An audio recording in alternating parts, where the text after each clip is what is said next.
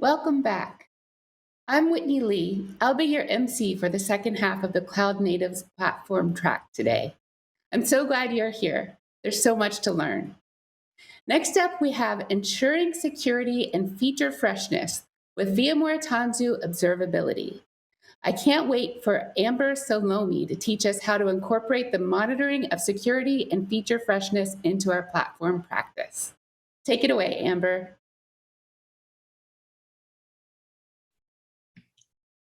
Great. Hi, everyone. Thank you for joining me today. I'm super excited to be here. And kind of like we just were introduced, I'm going to be talking to you today about ensuring security and feature freshness with Tanzu Observability.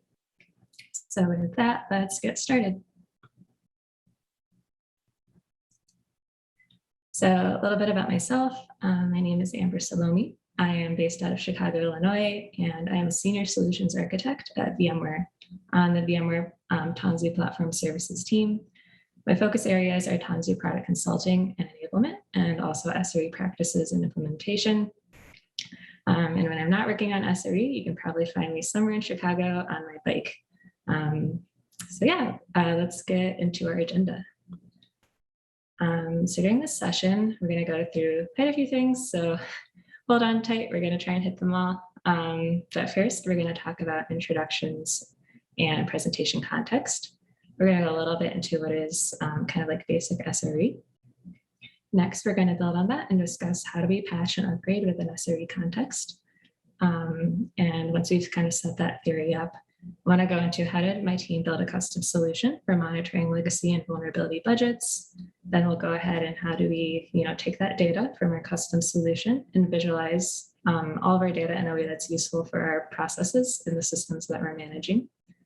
I'm going to then talk about how did we pull all of our findings together with this data and visualization into a policy for managing our systems, and then finally discuss how we were able to demonstrate business value. So just to set up some presentation context, I kind of alluded to the fact that I am on the Tanzu Platform Services team.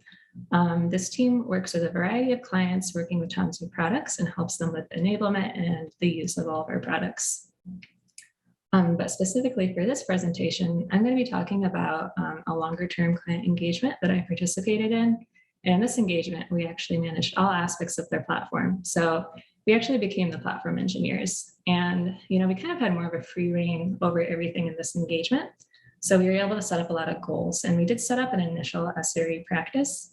But then we were like, okay, we have a lot of things that we can do, and we really want to mature our SRE. So we were able to say, okay, let's set up a goal and let's establish an SRE practice that is monitoring, not only availability, but the necessary patches and upgrades for our client system. So this is where this presentation comes in.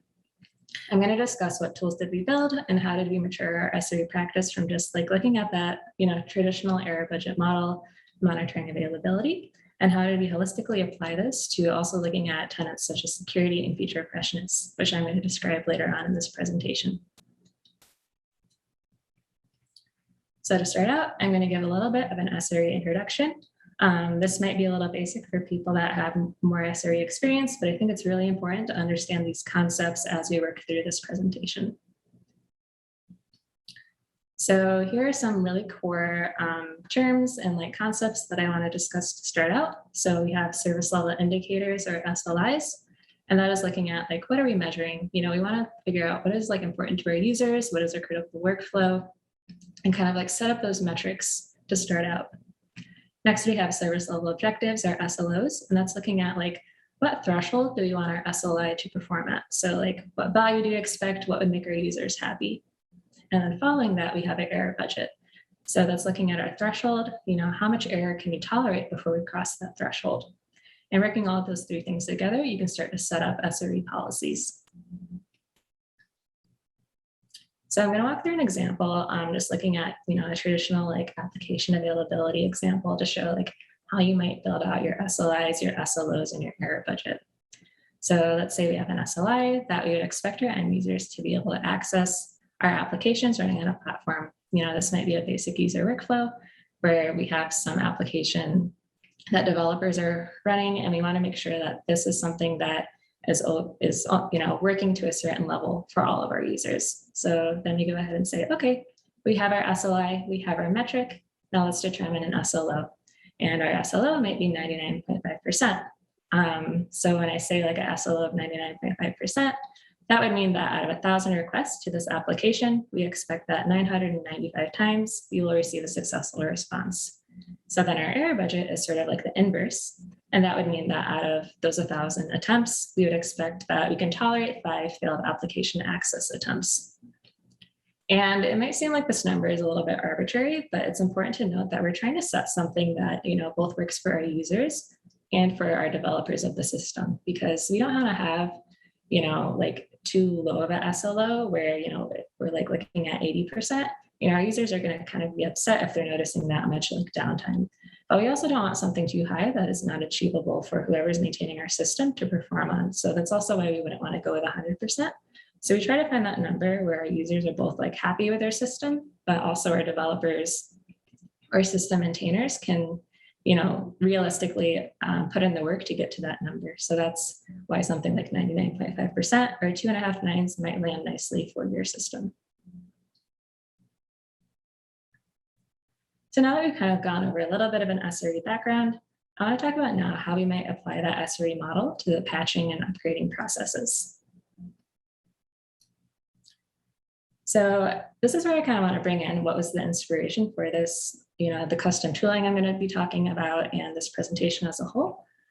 Jim Thomson and David Laing gave an excellent presentation at SREcon in 2019 about extending the error budget model to security and feature freshness. And they really highlight that when you're working with a platform or a system, sure, availability is important. Like you want your system to be working, but that might not matter as much if your system is not secure and if it's not up to date. You really need to look at it in a holistic manner so that you can have a healthy functioning platform or system in general. So then that comes the question, okay, we have, discussions of we want to be available, we want to be secure, we want to be up to date. But also, what does that mean? How do I quantify that? So, they talk a lot about in their presentation, working with availability in terms of the error budget, and that's like that very traditional model. But also we want to look at security in terms of a vulnerability budget and feature freshness, keeping up to date in terms of a legacy budget. So what do we mean when we say vulnerability budget and legacy budget? This is building off the definitions from Jim and David in their presentation. But when I'm talking about a legacy budget, I would say that, we're working with something that's new enough that it gets support, but not so old that no one wants to use it. So, are we staying at N-1, N-2? Do the developers for whatever tool I'm using, like, are they still maintaining it? But, am I also like keeping up to date? So throughout this presentation, when I'm talking about a legacy budget, I'll be referring to upgrades. So if I want to apply SRE to this concept, I might say I have a service level indicator, and that might be the days that have passed since my feature was most recently released. And then if you want to set some sort of SLO or some threshold on that, that might be looking at how many days has passed since this feature release in my system that still has not been upgraded. And you kind of just keep track of that and set a threshold on, okay, maybe after 90 days, I've reached my SLO threshold. And within that 90 days, I want to make sure that I've upgraded my product. Similarly, if I'm talking about a vulnerability budget, that might be a little more critical, looking at, how long can I be vulnerability to a CVE in our dependency? And that's more of looking at like patches that might come out. So we can similarly set up an SLI and an SLO. And our SLI might be, how many days since our patch was released? And then we set a threshold on that. So my service level objective might say, okay, I can go no more than 30 days without patching my system once a new CVE patch is released. So you're kind of like setting these boundaries and these thresholds just with like different units and different concepts. But this is like applying your error budget model to looking at, a patching and upgrading of the system. So this goes back to that image of we have kind of like our 3 core tenets of like a holistic platform or system. So we've talked about error budget in terms of application availability or like pushing an application to Cloud Foundry.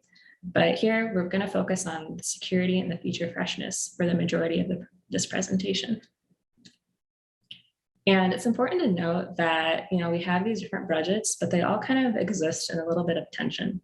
So we want availability because we want a stable platform. We want, we don't want things to change because change does impact our stability. But we also want to ensure reliability. We want to make sure that things are working, things are secure, things are new.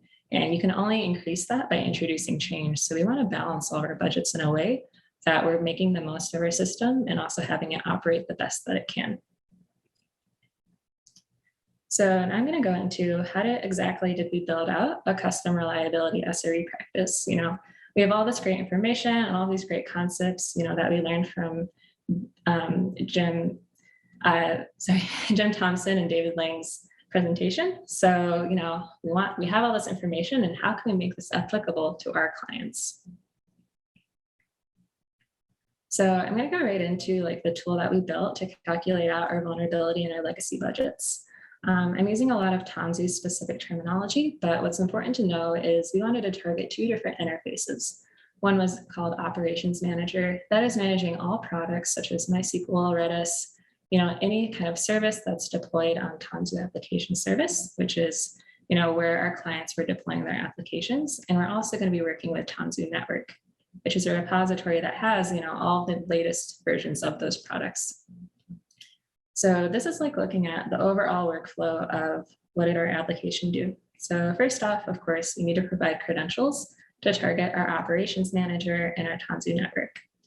Our next step was, okay, we have our credentials, let's query our operations manager.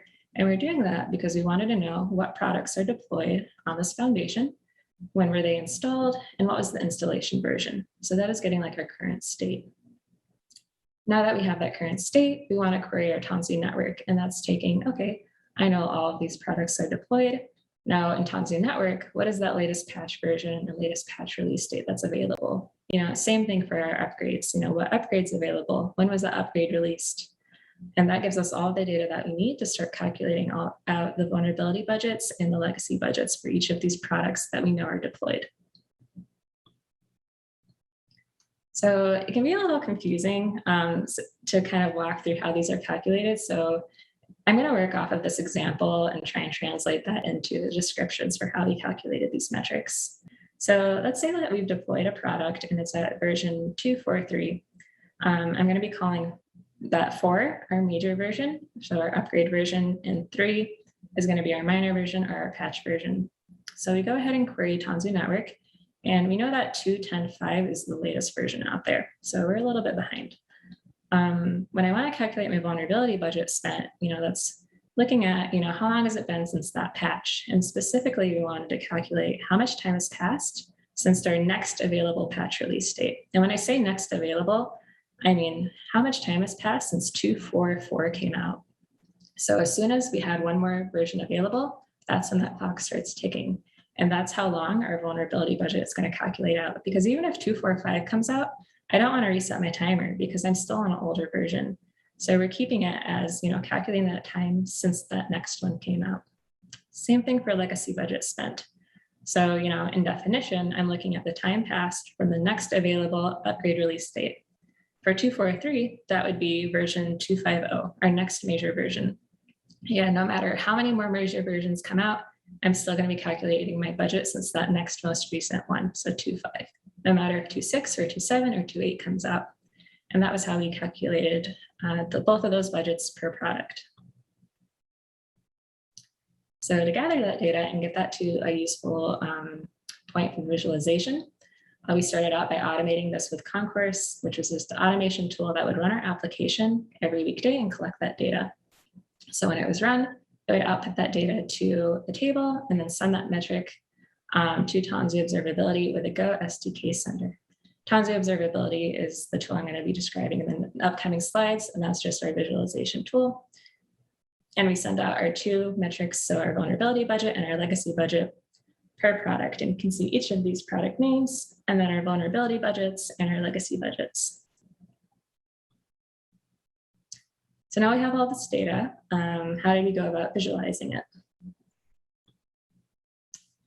So we wanted to really get a sense of the state of our platform and all of the products that were available in terms of our patching and our upgrading needs. So just looking at current state, we have all of our products in this chart that we built out, and we directly coded in via color all of our SLOs. So, we set our SLO of 30 days for patching. We'll immediately know, looking at this chart, that our operations manager and our Cloud Foundry tiles or products are in need of patching. Anything yellow was at about 15 days, and that means that we should probably consider it for a patch, but we're not across our threshold for our SLO yet. And then green means that it was probably recently patched.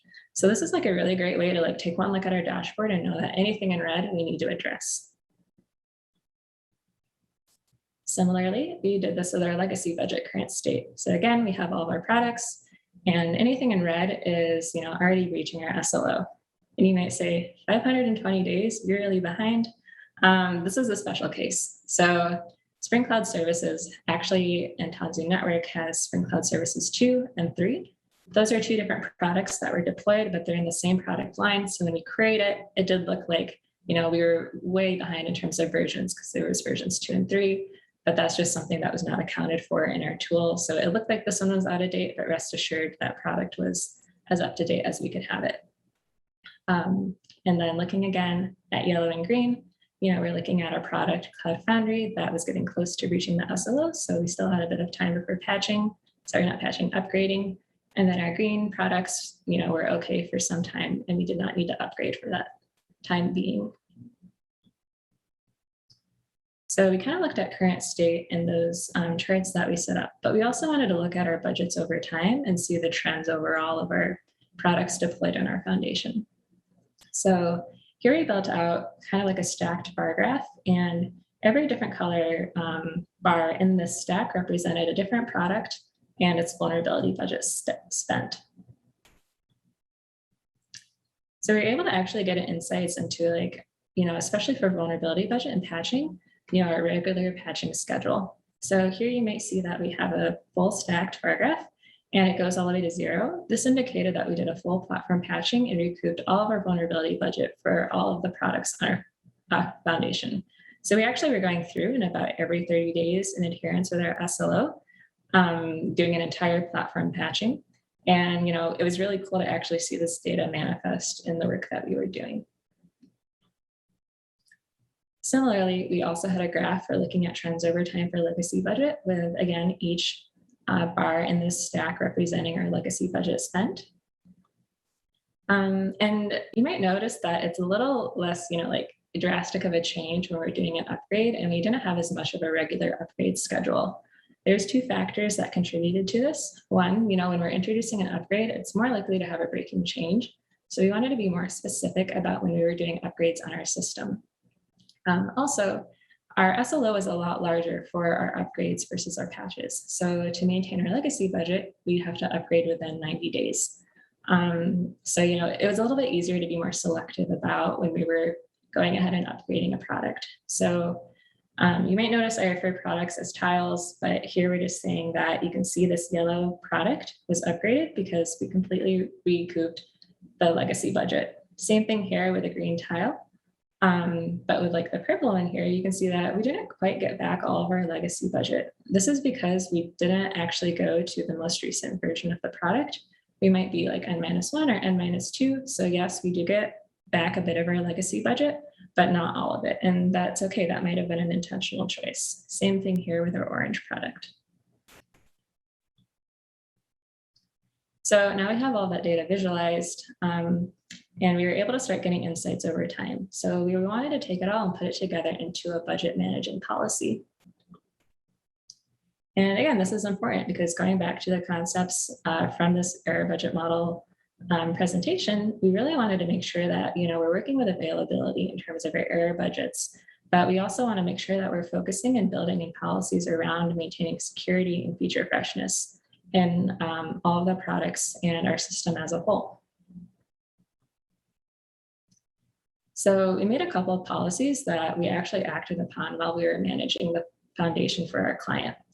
So let's say we were in a situation where our vulnerability budget was running low. That might mean I haven't patched in a while, so a lot of my products are getting near their SLO. In this situation, we would want to patch the system so we can get back that vulnerability budget, even if we're in a situation where we're running low on error budget. So that might mean we might have had downtime, and we're in a situation where our users might not be happy if we have more downtime, but we're willing to make that take that risk, especially with a patch, because we do not want to be made vulnerable any longer than possible to some CVE that will be taken care of with that patch. Let's say we're in a situation where our legacy budget's running low. That would mean we have not upgraded in a while, but our error budget is in abundance. That would mean that we have not had downtime in a while either. This kind of gives us free rein to upgrade our system to recover that legacy budget, even if we do consume some error budget, because those upgrades could introduce a breaking change, but we haven't had an outage in a long time. So, that falls within our policy of we have error budget to spare. In our last situation, we might have our legacy budget running low, so we haven't upgraded in a while, and our error budget's running low, so we might have had some downtime. In this case, we want to reprioritize our work, and we want to postpone that upgrade until we have enough error budget left. Especially because our system is going to be okay. It's not like a CVE, and sure, we want to have new features in, but we can wait a little bit so we can get that error budget back. And this is where we might go to our backlog and reprioritize to focus on more reliability work. So bringing all these things together gives us a really data-driven way to approach managing the work on our platform. And this really helped us with work prioritization and just understanding the state of our platform at all times for our client. So now we have all this data. We're able to pull in data from what does our availability look like, but also what does our security look like and our processes for patching and also our processes for upgrading. And with all of that data, we're able to directly demonstrate the business value of how we're running our system. So, with adhering to these practices, we took about 3 months. And then after that time, we went back to our client and did a reliability review to show, how our system was working now that we have all this data and are adhering to all of our budgets. So we actually set up 2 SLOs for our client.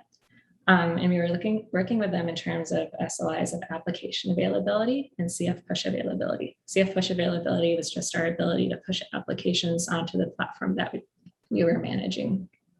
So for application availability, we were actually aiming only for 2.5 nines for our 99.5% SLO. And in the last 3 months, we had achieved actually over 4 nines of availability. For CF push availability, we aimed for 2 nines. And we achieved over 3 nines of availability in that 3-month window. So by all means, we were overachieving, even with dedicating time to build out these practices and prioritizing work in terms of our legacy budget and our vulnerability budget. So this was a really interesting conversation to have because we had our data and we could demonstrate that we were achieving our availability SLO. But during that time, we also were able to make sure all of our products were upgraded within that window. So adhering to our legacy budget and making sure all of our products are patched within our SLO of 30 days with our vulnerability budget. And also we were able to dedicate time to maturing our SRE practice and developing those tools and other automation to maintain their systems. So the data really helped us find issues fast, know the state of our system and know what work is best to making sure that we were managing everything properly. So, for someone that's really likes to geek out about this SRE, like me and my team, we wanted to have this conversation of, we're actually overachieving and this can be an anti-pattern. And I do hear that we aim for 99.9% availability. It was actually 99.5, but this 3 nines is important because generally when you're looking at error budgets and SLOs, if you have a single foundation with basic monitoring, you really, are set up for infrastructure that can support 3 nines. So, if you're overachieving that, if you're saying I'm already hitting 4 nines, this can be a bad situation because your users might start to expect that higher level of performance. And eventually it will become unsustainable to run at that level on a system that can only handle that lower SLO. So, if it starts actually performing at 3 nines, your users might say, hey, what's up? I'm experiencing more downtime. And it's well, this is actually what we're guaranteeing. So, if you find yourselves in this situation with a client, you might want to consider okay, do I want to trade my reliability for cost savings and reprioritize my work so I'm actually hitting that SLO that I can guarantee? So, it might say, okay, we've had this 3-month reliability review. Let's take this extra error budget that we're not consuming and let's invest it in chaos engineering or a more frequent upgrade schedule and kind of build that into our work. So, that's like where it gets really fun with having all of your data and being able to reprioritize your work as you realize, the state of your system and having all the data to back that up and have these discussions with business stakeholders. So that kind of brings me to the end of this presentation. I just want to go over like a couple of ending notes, but like the big thing here is that, in the theory that we've talked about, having that stable and reliability platform, it doesn't just need to adhere to that error budget model with availability, but like Jim and David were talking about, it's, looking at security and staying up to date with new features. And it was really awesome that my team was able to implement a solution that was able to get that data and demonstrate the value to our business stakeholders and kind of maintain this holistic SRE practice. Because, if you're maintaining any sort of system, that change, such as, making those upgrades and, just adding more things to whatever system you're maintaining can introduce that instability. But if you're tracking everything, applying budgets and making sure that you're, adhering to your error budgets, but also adhering to making sure things are patched and upgraded, you really can have like a dynamic system that you're able to prioritize work around, but also, make those necessary changes when you need to. So, this data-driven approach really makes it, easier to maintain something and like explain what's going on at all times on your platform or your system in general. So with that, just want to take it to some acknowledgements. I have a huge thank you to Zach Bergquist and Josh Galoni. They were my teammates with this client. They also helped edit this presentation. Also Clayton Heinfield and Sama Majadba. They also were editors. And of course, Jim Thomson and David Laing for being the inspiration for this presentation and the work that my team developed to help our client be more successful in maintaining their platform. So with that, I just want to say thank you so much. And again, it's an honor to be here and talk to you about the work that my team has done.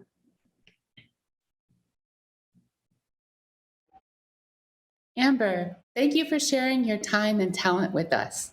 Long-term platform maintenance truly requires a holistic monitoring mindset, and the strategies that you described are invaluable. If you have any questions for Amber, please click the Slack link in the Now Playing tile on this webpage. And from the Slack channel, you can find a Zoom link to this presentation's Q&A session. And now we come upon a break. Refill your drink, take a bio break, and call your grandma to tell her how excited you are about the new spring features. Or maybe your grandma's already attending spring. Maybe you've been chatting with her in Discord this whole time. In that case, tell your grandma I say hello. And I'll see you back here at 2:35 Eastern Time.